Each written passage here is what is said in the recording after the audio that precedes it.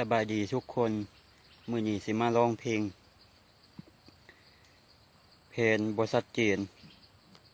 คำว่าเพลงบ่ชัดเจนนี่หมายถึงอะไรก็ขอให้รับชมได้เลยเฮาพบกันมาก็เป็นเวลาหลายปีมีสิ่งดีๆต่อกันร่วมกันก็หลายมื้อนี้อายก็อยากฮู้ว่าสิ่งที่เป็นอยู่เอิ้นได้ส่ำใดก็หากพอเป็นไปได้ก็ช่วยตอบอายแหน่อีพ่ออีแม่เพิ่นก็คอยถามนับมื้อนับยามดานน้องพันเปจะหากว่าฮักกันแท้ก็ช่วยตอบให้เห็น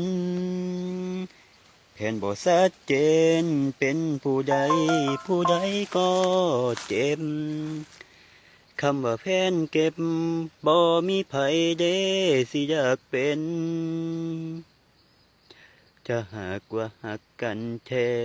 ก็ช่วยตอบอ้ายแน่กับสิ่งที่เฮาเป็นเฮ็ดให้ไทบ้านเพิ่นเห็นว่าเฮาเป็นแฟ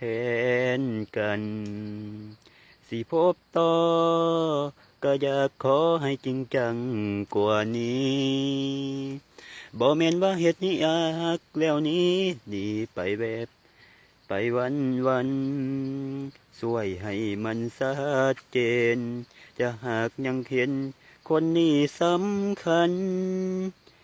จะหากยังเป็นแฟนกันช่วยให้มันชัดเจนได้บ่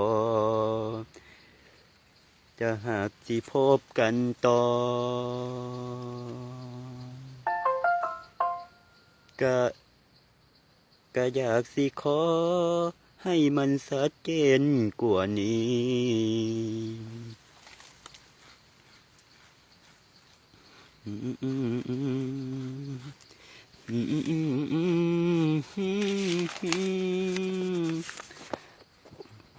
ีพ่ออีแม่เพิ่นก็คอยถามนับมือนับยามดานน้องพันเปจะหากว่าหักกันแท้ก็ช่วยตอบให้เห็นแผนบ่ชัดเจนเป็นผู้ใดก็เจ็บคำว่าแผนเก็บบ่มีไผเด้สิอยากเห็นจะหากว่าหักกันแท้ก็ช่วยตอบอ้ายแน่กับสิ่งที่เฮาเป็นเฮ็ดให้ไทบ้านเพิ่นเห็นว่าเฮาเป็นแฟนกันสิพบต่อก็อยากขอให้จริงจังกว่านี้